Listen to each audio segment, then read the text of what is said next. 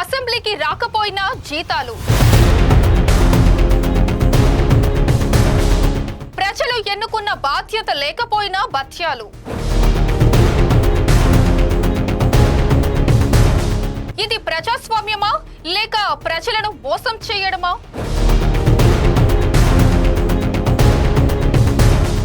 ఈ ప్రశ్నలే ఇప్పుడు ఆంధ్రప్రదేశ్ రాజకీయాల్లో పెనుదుమారం రేపుతున్నాయి.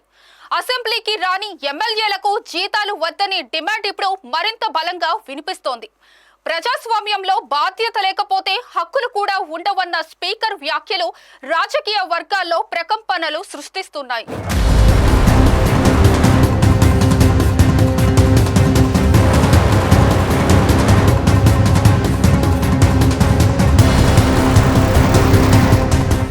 అసెంబ్లీకి హాజరు కాని ఎమ్మెల్యేలపై నో వర్క్ నో పే విధానం అమలు చేయాలంటూ ఏపీ అసెంబ్లీ స్పీకర్ చింతకాయల అయ్యన్న పాత్రుడు మరోసారి సంచలన వ్యాఖ్యలు చేశారు. సభకు రాకుండా జీతాలు ఎలా తీసుకుంటారని గట్టిగా ప్రశ్నించారు.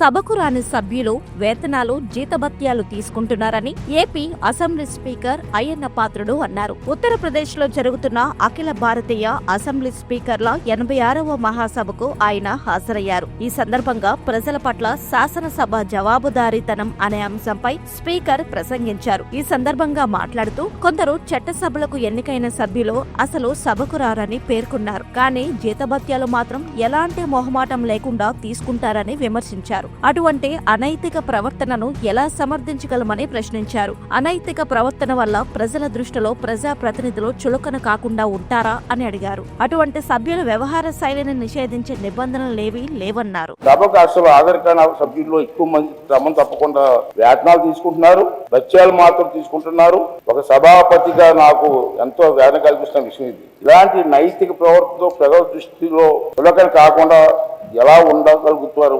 ఈ రకమైన అనైక్యత ప్రవర్తన ఎలా సమర్థించగలుగుతామని చెప్పి ఒకసారి మీరు అందరూ కూడా ఆలోచన చేయవలసిన అవసరం ఉంది. మనం చేస్తాను. ఈ రకమైన వ్యవస్థలో శైలిని నిషేధించే నిబంధనలు లేవు కాబట్టి మరొక మార్గం చూపించాలని చెప్పి లోక్సభ స్పీకర్ గారికి ఈ సభాముఖంగా మనం చేసుకుంటున్నాం సార్.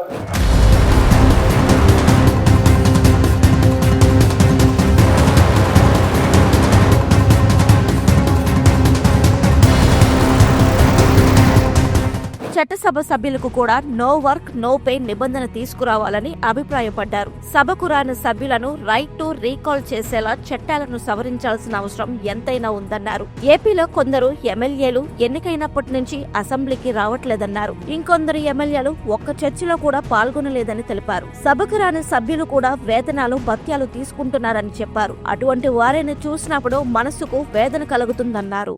2024 జూన్లో ఎన్నికైనప్పటి నుండి కొంతమంది శాసనసభ్యులు ఈనాటి వరకు కూడా ఒక్క రోజు కూడా అసెంబ్లీకి రాలేదు సార్.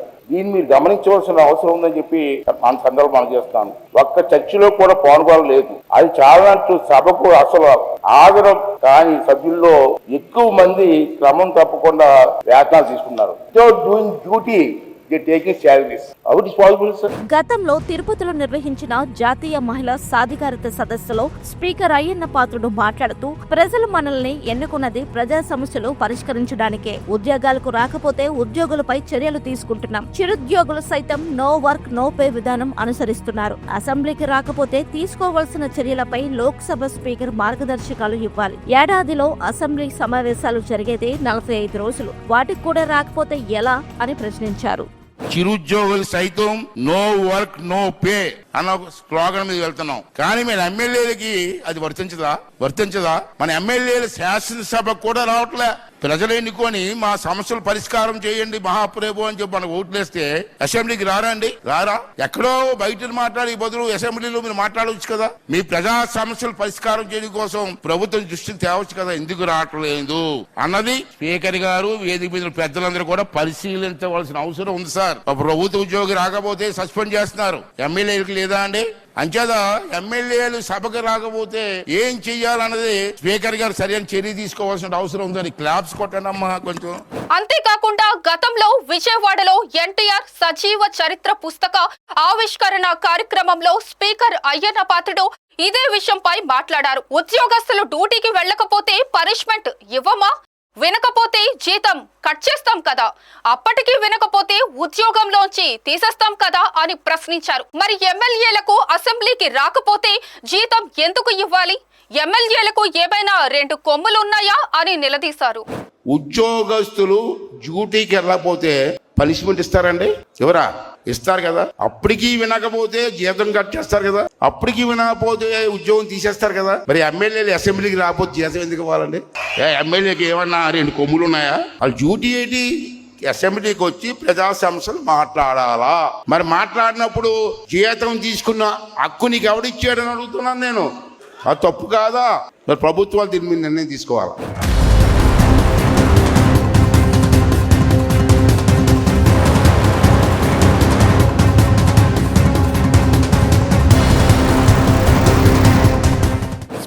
అయ్యన్న పాత్రుడు పదే చర్చకు తెస్తున్న నో వర్క్ నో పే విధానం ఎమ్మెల్యేలకు అమలు చేయడంలో ఉన్న సమస్యలేంటి? ఒక స్పీకర్ ఇదే విషయం ప్రతిసారి చర్చకు తెస్తున్నా చట్ట సవరణ చేయడంలో ప్రభుత్వం ఎందుకు ఆలస్యం వహిస్తున్నది అనేది పెద్ద ప్రశ్నగా మారింది. చట్టసభ పెద్ద అయిన స్పీకర్ మాటకు న్యాయం జరిగేదెప్పుడు అనేది వేచి చూడాలి మరి.